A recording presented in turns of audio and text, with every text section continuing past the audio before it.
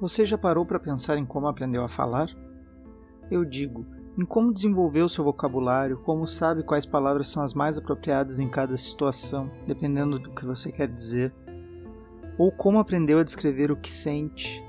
Você já parou para analisar a importância da convivência com outras pessoas para que você entendesse a si mesmo e pudesse desenvolver uma melhor percepção sobre o que dizer e como agir em sociedade? Talvez a história de hoje faça você refletir um pouco sobre essas questões.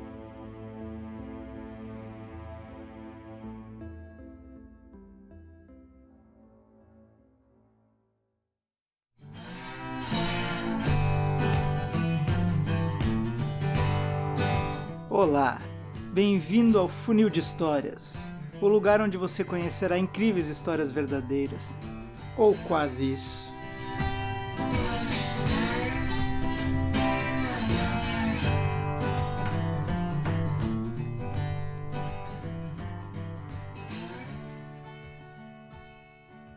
O ano era 1828, 26 de maio, um feriado na cidade de Nuremberg, na Alemanha.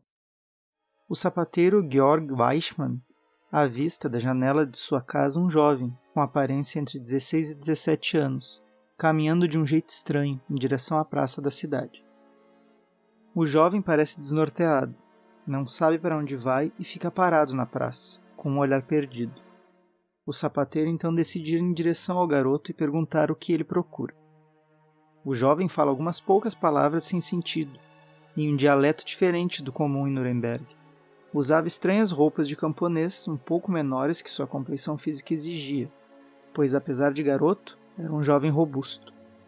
Weissmann percebe que o garoto carrega um papel em sua mão.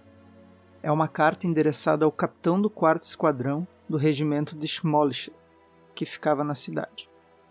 Weissmann leva o garoto até um posto da guarda, e lá um dos guardas indica onde o capitão mora, e então eles vão à procura do capitão.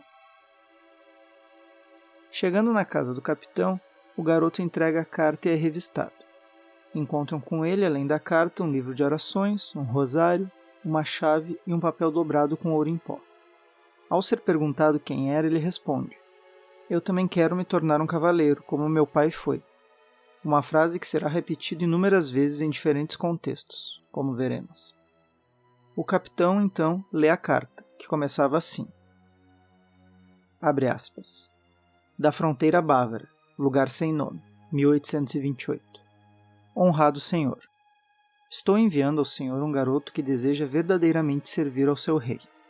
Ele me foi trazido em 7 de outubro de 1812. Eu sou pobre e trabalhador, e tenho 10 filhos. Já trabalho muito apenas para me manter vivo. A mãe do garoto me pediu para criá-lo. Eu não fiz perguntas a ela, nem informei a polícia que o garoto estava a meus cuidados. Eu o criei como cristão, e desde 1812 não o deixei se afastar um passo de casa. Portanto, ninguém sabe onde ele foi criado. Ele mesmo não sabe o nome da minha casa nem o lugar onde fica. O senhor pode perguntar a ele, mas ele não vai conseguir responder.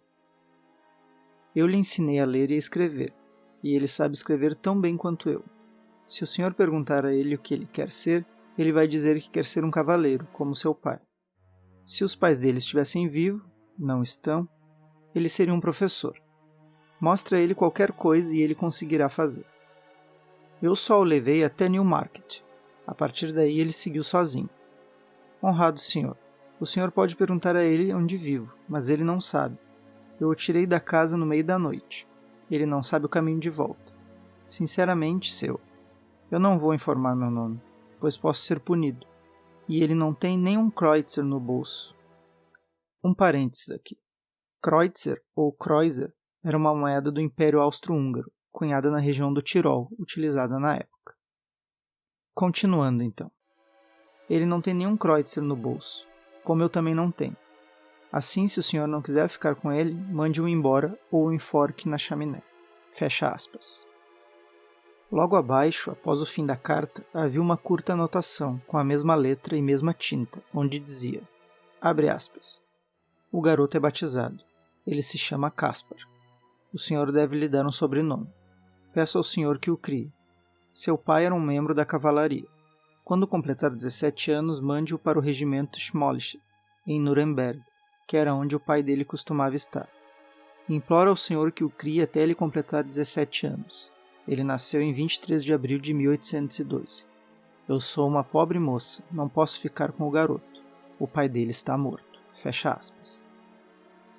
Podemos entender esse último trecho como tendo sido escrito por sua verdadeira mãe, ao entregá-lo a outra família, enquanto a primeira parte da carta teria sido escrita por quem o criou, antes de deixá-lo em Nuremberg. No entanto, como a letra e a tinta eram as mesmas, paira a dúvida da veracidade do que foi escrito nessa carta. Após a leitura da carta, o garoto começa a ser interrogado. De onde vem? Qual o seu nome? O que foi fazer na cidade? O rapaz solta algumas palavras desconexas, como cavalo, cavaleiro, Regensburg, que é o nome de uma cidade, e também escreve em um pedaço de papel um nome, Kaspar Hauser. A partir desse momento, o estranho garoto ganha um nome. Como Kaspar não consegue responder nada com coerência, é aprisionado em uma cela no alto de uma torre, acusado de vagabundagem. Toda a comida ou bebida que lhe foi oferecida, ele rejeitou, inclusive passando mal. Somente água e pão eram aceitos por Kaspar. Em sua cela, Kaspar demonstrava medo de quase tudo e parecia não compreender quase nada do que era dito para ele. Quando uma vela foi colocada próximo dele, ele tocou na chama e se queimou, como se nunca tivesse visto fogo e não soubesse que poderia se queimar ao tocá-lo. O estranho comportamento de Kaspar não parecia fingimento aos olhos de seus carcereiros. 2 médicos foram examiná-lo e definiram que deveria ter entre 16 e 17 anos. Estava bem nutrido e possuía as mãos e os pés muito macios, sem calos ou marcas, o que era incomum para garotos na idade dele. Aos poucos, a polícia parou de tratá-lo como vagabundo e passou a considerá-lo como uma criança selvagem. As pessoas da cidade começaram a visitar a cela daquele garoto corpulento que se comportava como uma criança, caminhando desajeitado, balbuciando palavras desconexas e tendo reações infantis aos estímulos que lhe eram dados. Kaspar passou ao todo 2 meses em cárcere na Torre Langesland, sob os cuidados do carcereiro Andreas Hilter. Durante esses 2 meses, ele foi aprendendo a se comunicar melhor e um dia conseguiu contar parte de sua história. Kaspar contou que vivia em uma masmorra apertada, com mais ou menos 1,80 de altura por 1,20 de largura, e que, segundo sua descrição, a única janela que existia estava sempre tapada com uma madeira. Na masmorra havia uma cama de palha e apenas 2 brinquedos de madeira entalhada, um no formato de um cachorro e um de cavalo.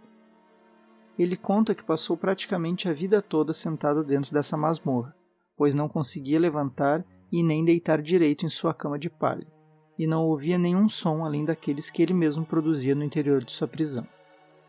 Ele ainda disse que encontrava pão e água ao lado de sua cama toda manhã, e que algumas vezes a água tinha um gosto estranho que fazia ele dormir mais pesado do que o normal. Toda vez que acordava, depois desse pesado sono, suas unhas e seu cabelo estavam cortados e a palha de sua cama estava nova. A única interação que ele lembra de ter tido com algum ser humano foi com um homem, que o visitou pouco antes dele ser libertado.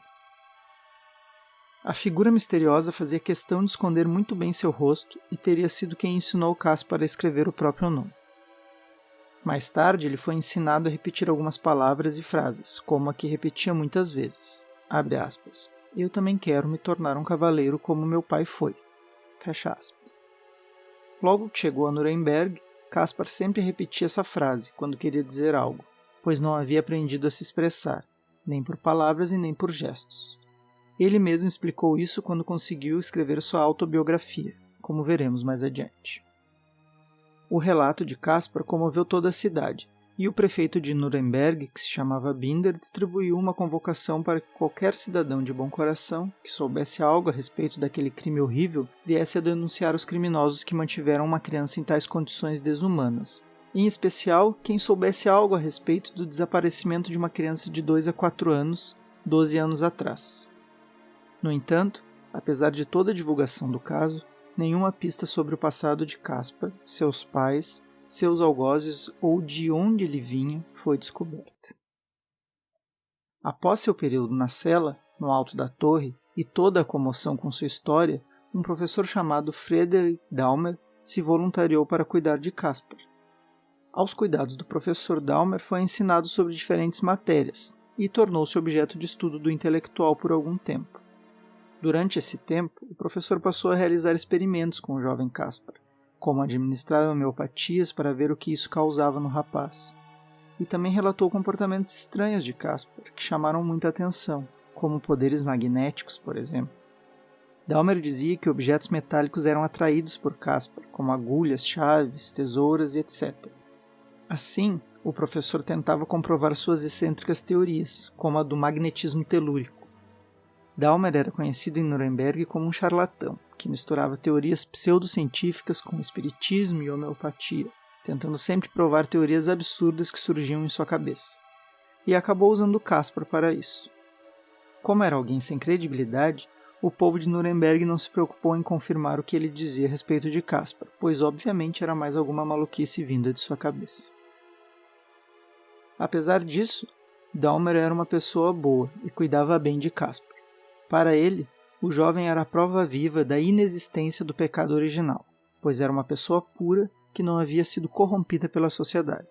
Foi com Dahmer que Caspar aprendeu a ler e escrever, e pôde escrever sua autobiografia, a qual eu lerei alguns trechos agora. Abre aspas. A prisão, onde eu vivi, até a minha libertação, tinha um pouco mais de 6 a 7 pés de comprimento, 4 de largura e 5 de altura. O chão me parecia de terra batida. Do lado de trás, 2 janelinhas eram cobertas com madeira, que pareciam totalmente pretas. Minha comida não era nada além de água e pão. Da água eu sentia falta de vez em quando. Pão tinha sempre bastante. Eu comia um pouco de pão porque eu não tinha movimentos, eu não podia andar e nem sabia que podia me levantar, porque ninguém tinha me ensinado a andar. Nunca me veio a ideia de querer me levantar. Eu pegava várias vezes a canequinha na mão e ficava com ela um tempão na boca, mas a água nunca que saía. Eu abaixava ela sempre, esperando um pouco, se uma água não vinha de repente, porque eu não sabia que a água e o pão eram trazidos para mim. Eu não tinha a menor ideia de que lá fora de mim poderia ter mais alguém. Eu nunca vi um humano, nem nunca escutei um deles. Quando o homem me pegava para escrever, ele não dizia nenhuma palavra, mas pegava a minha mão e mostrava como escrever. Quando ele pegava a minha mão, eu não tinha ideia de virar a cabeça para ver o homem.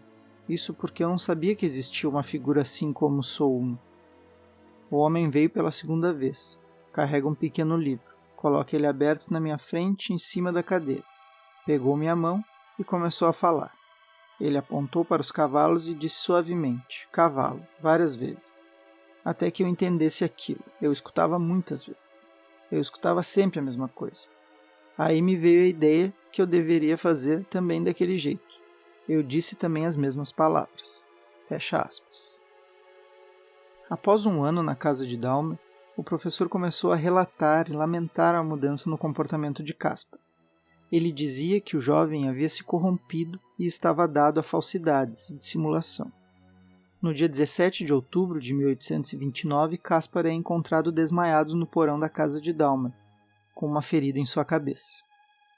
Após recobrar a consciência, Caspar diz que foi atacado por um homem encapuzado, que disse a ele, "Você precisa morrer antes de sair de Nuremberg." Pela voz do homem, Caspar o reconheceu como o homem que o trouxe até a cidade depois de sair do seu cativeiro. As pessoas, assustadas, chamaram a polícia, mas ninguém achou nenhum suspeito com as descrições que Caspar havia dado de seu agressor. Também nenhuma testemunha havia visto esse suposto agressor perto da casa de Dahmer. Após essa suposta agressão, as pessoas começaram a especular se Caspar não era uma pessoa importante que alguém estava tentando eliminar. Como Dahmer já estava cansado de cuidar de Caspar, ele foi enviado para morar com um rico mercador chamado Biberbach, que poderia fornecer mais conforto e segurança para o rapaz. 2 guardas foram contratados para cuidarem dele. No entanto, a convivência passou a se tornar insuportável com o tempo, já que Caspar Hauser se mostrou extremamente vaidoso e mentiroso. Um dia, após uma discussão com a esposa de Biberbach, Caspar trancou-se no quarto e um tiro foi ouvido vindo de lá. Os guardas invadiram o quarto e viram Caspar deitado no chão, com um ferimento na cabeça, mas vivo. O garoto explicou que havia subido em um banquinho para pegar um livro no alto de uma estante, acabou escorregando e, quando caiu do banquinho, derrubou uma arma que estava pendurada na parede, que disparou e o acertou de raspão. Após esse incidente, Bieberbach decidiu levar Caspar para a casa do barão von Tuchel.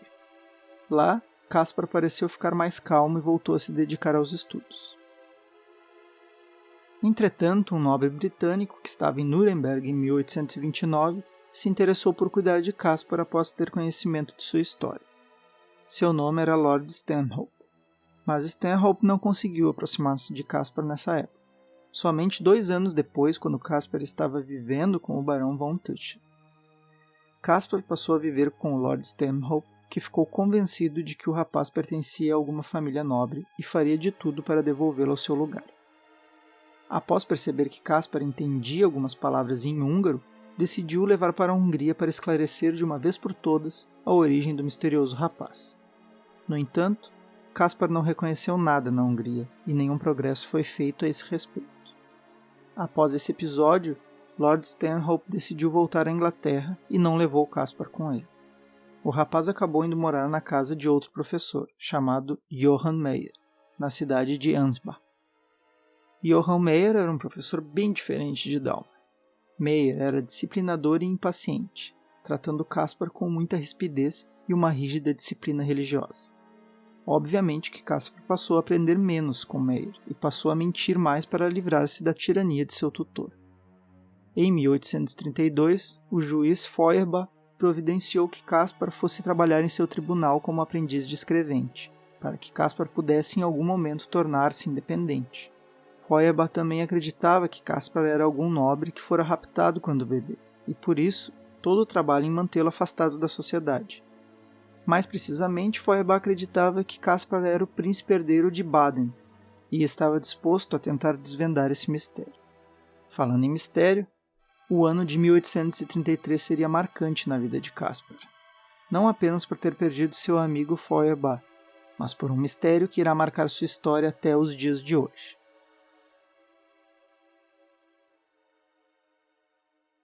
Continuaremos com a história de Caspar Hauser no próximo episódio. Até lá!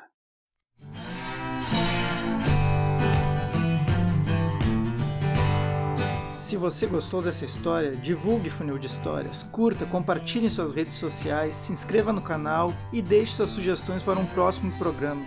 Quem sabe sua história não aparece aqui. Abraço e até a próxima. Tchau!